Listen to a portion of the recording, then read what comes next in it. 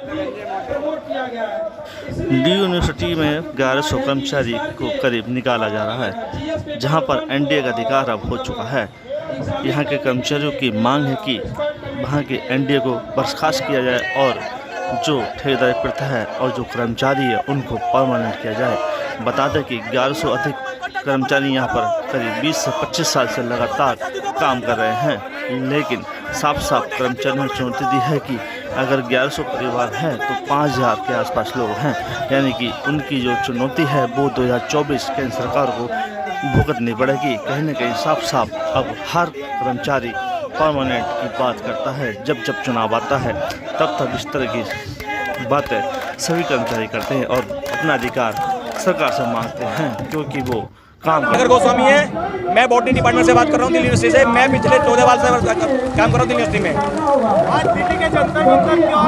हमारी मजबूरी है आना, हम पागल नहीं है जो गर्मी में आए, हमारी मजबूरी है। हम लोग पिछले 15, 20, 25 साल से दिल्ली यूनिवर्सिटी में तन मन धन से काम कर रहे हैं। चाहे मेरा लैब का साथी हो, लाइब्रेरी का साथी हो, मेरा जूनियर असिस्टेंट भाई हो, बहन हो, 25, 30 साल काम करने के बाद आज लोग ये हमारे पेट पर लात मार के बाहर निकालने की बात कर रहे हैं। अगर हम निकम्मे थे तो पहले बार क्यों नहीं निकाला इन लोगों ने हमें 6-6 महीने का एक एक्सटेंशन लेटर देते हैं जिसमें साफ लिखा जाता है कि अगर एक्स बंदा काम में अपना निपुण नहीं है, काम गलत करा तो बाहर निकाल दो।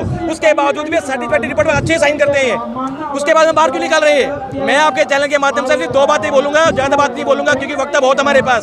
एनटीए को रद्द करो और कॉन्ट्रैक्ट साथी को परमानेंट करो, उसके बाद पूरे देश में कॉन्ट्रैक्ट सिस्टम को एबॉलिश करो। मैं ये नहीं कह रहा कि कॉन्ट्रैक्ट वाला यूनिवर्सिटी किसी भी चीज के 2 टायर होते हैं, टीचिंग एंड नॉन टीचिंग। अगर टीचर क्लास ले रहा है तो क्लास से पहले की सारी तैयारी हम लोग पूरी करते हैं। अगर लेक्चर बना रहा है तो उसके सारे काम हम करते हैं। जब टीचर को एब्जॉर्ब कर सकते हैं, टीचर को इंटरव्यू के बाद तुरंत पेपर दे देते हैं, तो हम लोगों का पेपर क्यों?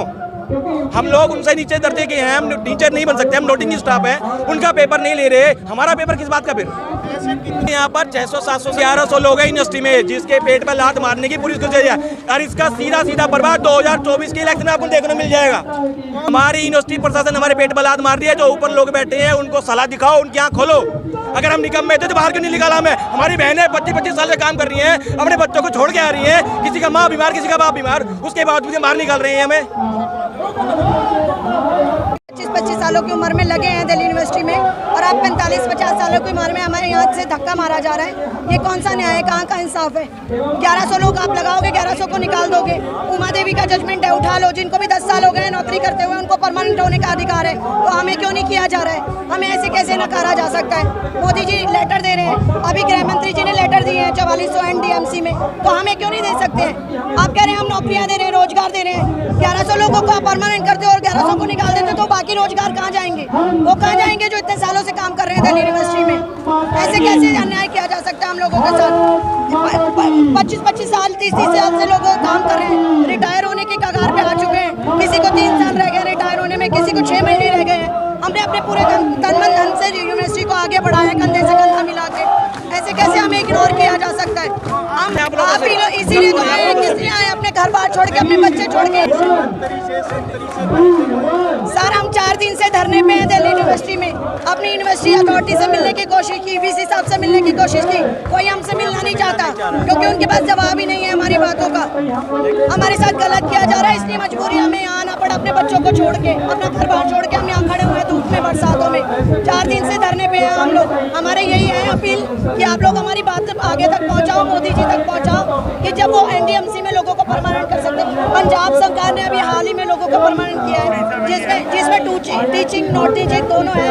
इवन महाराष्ट्र में और उड़ीसा में सभी को किया जा रहा है, तो हमें क्यों अनदेखा किया जा रहा है? हमने भी उतना ही काम किया जितना वो लोग करते हैं और इवन हम लोग जूनियर असिस्टेंट की पोस्ट पे नियुक्त किए जाते हैं, लेकिन असिस्टेंट, सीनियर असिस्टेंट, पीए, टेक्निकल, एग्जामिनेशन सब कुछ हम लोग संभाल रहे हैं। आप जाके देखिए दिल्ली यूनिवर्सिटी में सारा आधे से ज़्यादा यूनिवर्सिटी कॉन्ट्रैक्ट के बेस पे चल रही है।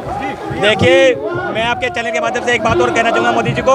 इस टाइम देश आज़ादी का 75वां अमृतसर महोत्सव मना रहा है, G20 की अध्यक्षता कर रहा है। ये हमारे लिए बड़े गर्व की बात है, लेकिन साथ साथ ये बड़ी शर्म की बात है। एक तरफ मोदी जी मन की बात करते हैं, दूसरी तरफ मन के जोड़े पेट पर लात मारने की बात कर रहे हैं। अगर हम यूनिवर्सिटी एसोसिएशन ने क्या करा, अभी जो सेंटरी एग्जाम का चांस दिया गया बच्चों को जो 25 साल से पहले छोड़ के बैठे हैं, तो ऐसी चांस हम लोगों को क्यों नहीं दिया गया?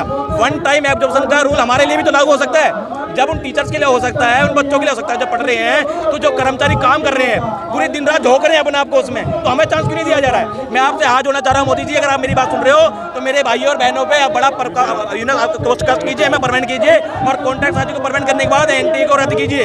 इसका सीधा सीधा प्रभाव आपके इलेक्शन में जरूर पड़ेगा। ये 500 लोगों की बात नहीं है, 5000 परिवार की बात है ये। प्रमोट किया गया है, इसलिए हम सब छात्रों की मांग है कि इस बार के जीएस पेपर 1 को मतलब एग्जामिन करने के लिए एक एक्सपर्ट कमेटी की मांग की है।